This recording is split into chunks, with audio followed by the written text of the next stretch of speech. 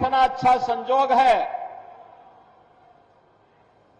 अयोध्या धाम में प्रभु राम पैदा हुए और राम के नाम पे रामगढ़ जम्मू के अंदर बना है। बहनों और भाइयों, 1947 में देश आजाद हुआ। लंबे समय तक देश के अंदर कांग्रेस ने शासन किया, लेकिन कांग्रेस ने अयोध्या की समस्या का समाधान नहीं होने दिया। आप सबने, भारतवासियों ने मोदी जी पे विश्वास किया और मोदी जी के नेतृत्व में देश के अंदर सरकार बनने, उत्तर प्रदेश में भी भारतीय जनता पार्टी की सरकार आने के तुरंत बाद 500 वर्षों की समस्या ऐसे समाधान हुई जैसे कि वो समस्या ही नहीं थी। आज तो अयोध्या में 5 सदी के बाद फिर से अयोध्या में रामलला विराजमान हो चुके हैं, भव्य राम मंदिर का निर्माण हो चुका है। बहनों और भाइयों, कांग्रेस का नाम ही समस्या है और भारतीय जनता पार्टी का समाधान है। जो समस्या है उसके लिए बहाना चाहिए। कांग्रेस हमेशा बहाना बना करके देश की जनता को बेवकूफ बनाती रही है और यही कारण है देश में आतंकवाद की समस्या हो, उग्रवाद की समस्या हो, नक्सलवाद की समस्या हो, जातिवाद की समस्या हो, क्षेत्रवाद की हो, भाषावाद की हो, ये जितना भी विभाजन की बीज हैं, ये सभी विष बेल को बोने का कार्य, उसको पलवित और पोषित करने का कार्य कांग्रेस ने देश के अंदर आजाद भारत में किया। हिंदुओं को कमजोर करने का पाप किया और इनके पाप का परिणाम है यह आतंकवाद। कांग्रेस की सरकार जब केंद्र में थी और जम्मू कश्मीर में उसके साथ सहयोगी दलों की सरकारें चल रही थी, तब पत्थरबाजी की घटना होती थी। धड़ल्ले से यहां पर किस तरह की घटनाएं होती थी, किसी से छुपा हुआ नहीं है। लेकिन आपने देखा होगा पिछले कई वर्षों से मोदी जी के आने के बाद गृह मंत्री के रूप में माननीय अमित शाह जी के आने के बाद आतंकवाद अंतिम श्वास गिन रहा है और पत्थरबाज पूरी तरह गायब हो गए हैं। बहनों और भाइयों, ये परिवर्तन है, समाधान है। जिस जम्मू कश्मीर के लिए 1953 में भारतीय जनसंघ के संस्थापक अध्यक्ष डॉक्टर श्यामा प्रसाद मुखर्जी ने अपना बलिदान दिया था, जिस जम्मू कश्मीर के अंदर उन्होंने एक नारा दिया था पूरे देशवासियों के लिए, वह नारा था, एक देश में दो प्रधान, दो विधान, दो निशान, नहीं चलेंगे, नहीं चलेंगे। भारतीय जनता पार्टी का एक एक कार्यकर्ता भारत माता का हर सच्चा सपूत इसके लिए लड़ता रहा, कार्य करता रहा। डॉक्टर श्यामा प्रसाद मुखर्जी के उस सपने को साकार करने का कार्य किसी ने किया है तो प्रधानमंत्री मोदी जी ने किया। 370 सदैव के लिए समाप्त कर दिया, 35A सदैव के लिए समाप्त कर दिया। आतंकवाद की नर्सरी समाप्त हो गई। अन्यथा ये कांग्रेस हो या पीडीपी या फिर नेशनल कॉन्फ्रेंस, ये सभी तो जम्मू कश्मीर को आतंकवाद का एक वेयर हाउस बना चुके थे और वेयर हाउस से यहां का नौजवान जिसकी ऊर्जा यहां के विकास में लगनी चाहिए थी, जिसकी प्रतिभा का लाभ देशवासियों को मिलना चाहिए था, उस पूरे जम्मू कश्मीर को इन्होंने अपने राजनीतिक स्वार्थ के लिए तबाह करके रख दिया था। बहनों और भाइयों, क्या नहीं था हमारे जम्मू कश्मीर के पास? क्या नहीं था हमारे पास? मैं आप सबसे कहना चाहता हूं कि आज जम्मू कश्मीर के अंदर हम जब बात करते हैं तो सचमुच मुझे उन महान विभूतियों की याद आती है। महाराजा हरि सिंह, जिन्होंने पहचान दिलाई थी। महाराजा हरि सिंह का शासन केवल यहीं तक नहीं था।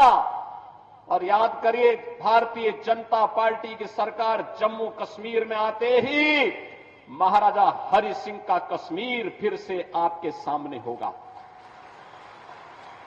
काबुल तक का शासन महाराजा हरि सिंह के पास था। तिब्बत में डोगरा सेना रहा करती थी। कौन नहीं जानता है पंडित प्रेमनाथ डोगरा जी के प्रति किसके मन में सम्मान का भाव न हो।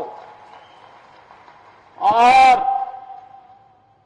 जब कबालाई यहां घुस करके आतंक फैलाना चाहते थे, तब ब्रिगेडियर हरि सिंह ने, तब ब्रिगेडियर राजेंद्र सिंह जी ने last man and last bullet का नारा भारत की रक्षा के लिए अपने आप को बलिदान किया था। इतनी महान परंपरा जिसने अपने परिश्रम से, अपने पुरुषार्थ से जम्मू कश्मीर को धरती का स्वर्ग बनाया था, जिन्होंने अपने बलिदान से, अपने लहू से सींच करके इस धरती का स्वर्ग जम्मू कश्मीर को बनाया था, आज उसे मजहबी उन्माद का जो एक कोड़ है उसमें बदलने का पाप ये कांग्रेस, ये पीडीपी और नेशनल कॉन्फ्रेंस ने ही किया है।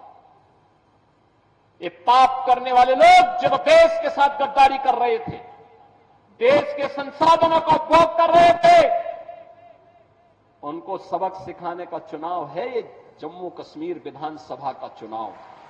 और इसी के लिए आज मैं आपके पास आया हूं। बहनों और भाइयों, परिवर्तन किस रूप में होता है? याद करिए, करतारपुर कॉरिडोर के बारे में, गुरु नानक देव जी का कॉरिडोर बने, भारत की सिख परंपरा की गुरु परंपरा ने भारत के अंदर भक्ति से शक्ति की जिस यात्रा को आगे बढ़ाया था, गुरु नानक देव जी भक्ति के उस पराकाष्ठा का नाम था, तो गुरु गोविंद सिंह जी इस भक्ति से पनपी हुई शक्ति का एक तेज था। याद करिए, करतारपुर कॉरिडोर का निर्माण प्रधानमंत्री मोदी जी के द्वारा कराया गया। और यही नहीं, बाल दिवस की बात जब देश के अंदर होती थी, बाल दिवस की बात जब होती थी, तो बहनों और भाइयों, इन्होंने पंडित जवाहरलाल नेहरू का जन्मदिन बाल दिवस के रूप में कांग्रेस ने मनवा दिया। मुझे बताओ, अरे बाल दिवस के रूप में नाम आना चाहिए ना उन लोगों का। गुरु गोविंद सिंह जी के 4 साहबजादों ने, जिन्होंने सनातन धर्म के लिए, भारत के लिए सुरक्षा के लिए, भारत को विदेशी आक्रांताओं से मुक्त करने के लिए, गुलामी की बेड़ियों को तोड़ने के लिए जिन्होंने अपना बलिदान दिया था, बाद में उसको मृत्यु में मनाया जाना चाहिए था। लेकिन मोदी जी ने बाल दिवस की तिथि तय करके पूरे देश के अंदर 4 साहबजादों की स्मृति को जीवंत बनाने का काम किया। हम लोगों ने उत्तर प्रदेश में 2020 में बाल दिवस के कार्यक्रम को पूरे उत्साह के साथ करना प्रारंभ किया। उत्तर प्रदेश मुख्यमंत्री आवास में एक आयोजन होता है और वह आयोजन बाल दिवस का होता है, जिसमें गुरु गोविंद सिंह जी महाराज के 4 साहबजादों की स्मृति को हम समर्पित उस बाल दिवस के कार्यक्रम को हम आयोजित करते हैं। अन्य सभी कार्यक्रमों को घोषित कर दिया। आपके पास आया हूं, एक कलहड़ का इतिहास, कलहड़ का कश्मीर किसने बर्बाद किया? देश के अंदर अपनी पौराणिक और वैदिक परंपरा को जीवित रखने वाला एक कश्मीर आज कांग्रेस ने, पीडीपी ने और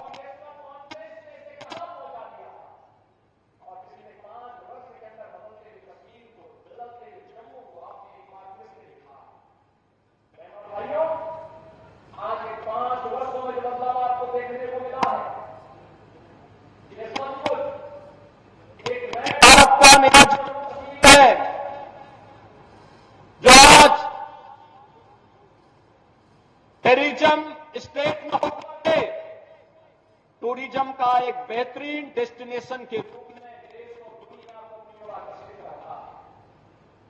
याद करें उनके समय में भारत के आन बान और शान के तिरंगा को फहराने के लिए हार लगानी पड़ती थी कांग्रेस के समय में या पीडीपी या फिर नेशनल कॉन्फ्रेंस के समय में। लेकिन आज जम्मू कश्मीर के अंदर G20 के समिट होते हैं, दुनिया आकर के देखती है जम्मू कश्मीर के अंदर की टूरिज्म के डेस्टिनेशन के साथ साथ एक अंतर्राष्ट्रीय स्तर का समिट यहां पर पूरी दुनिया को अपनी ओर आकर्षित करता है। बहनों और भाइयों, एक लंबी परंपरा अमरनाथ की यात्रा इस बार हम देख रहे थे। पहले धमकी आती थी कि अमरनाथ की यात्रा नहीं होने देंगे, पहले धमकी आती थी उनके समय में और वे लोग सहम जाते थे, और अब तो पूरा देश और पूरी दुनिया बाबा बर्फानी के दर्शन करने के लिए अमरनाथ की यात्रा में आता है। धूम धड़ाके के साथ आता है, धूम धड़ाके के साथ जम्मू कश्मीर की सुगंध को लेकर के पूरी दुनिया के अंदर पहुंचाने का काम करता है। माता वैष्णो देवी का दर्शन करने के लिए पूरा भारत आता है, पूरी दुनिया के सनातन हिंदू धर्मावलंबी आते हैं, पूरी श्रद्धा भाव के साथ यहां आते हैं। ये कांग्रेस के लोग, ये नेशनल कॉन्फ्रेंस और ये पीडीपी के लोग, ये राजनीतिक पार्टी नहीं बल्कि प्राइवेट लिमिटेड कंपनियां हैं। प्राइवेट लिमिटेड कंपनियां निवेश करें और उसके माध्यम से उद्योग धंधे चलाएं तो ठीक बात है, लेकिन राजनीति में प्राइवेट लिमिटेड कंपनियां बंद होनी चाहिए, क्योंकि ये राजसत्ता को अपनी बपौती मान करके आम जनता का शोषण करते हैं। और यही तो कार्य तीनों दल जम्मू कश्मीर के अंदर करते रहे।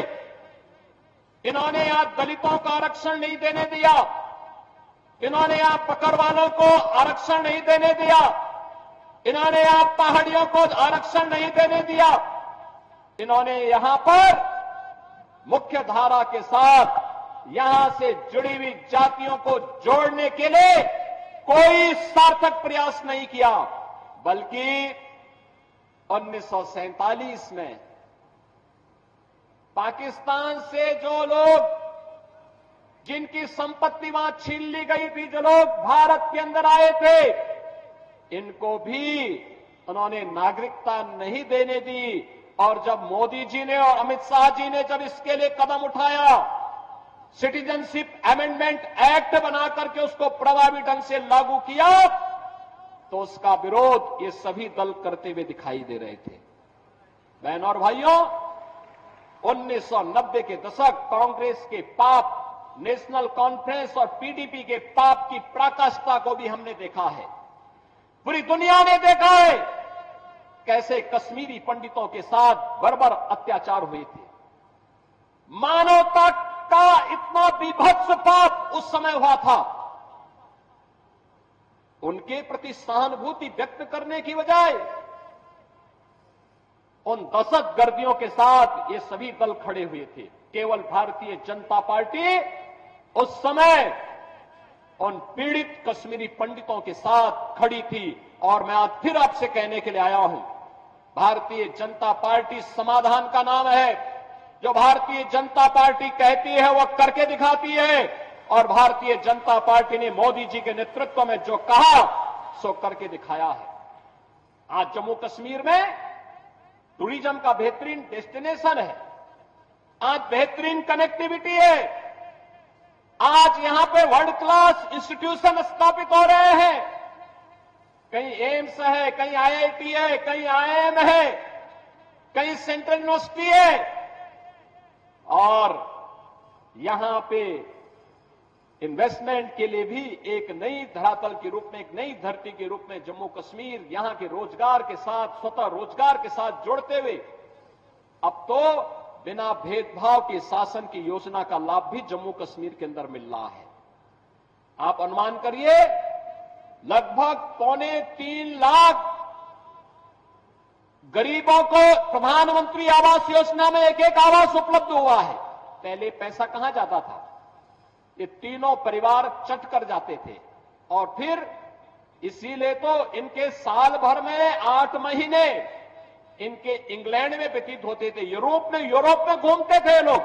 जम्मू कश्मीर की जनता तबाह होती थी, अभाव में ग्रसित थी, और ये लोग यहां के पैसे को लूट करके ऐशो आराम की जिंदगी यूरोप में और इंग्लैंड के अंदर व्यतीत करते थे।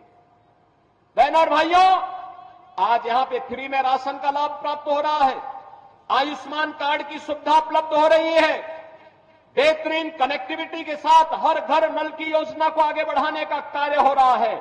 यहां पर जो अनेक कार्यक्रम हुए हैं, ये सभी आज नए जम्मू कश्मीर की स्थिति को आप सबके सामने प्रस्तुत करती है।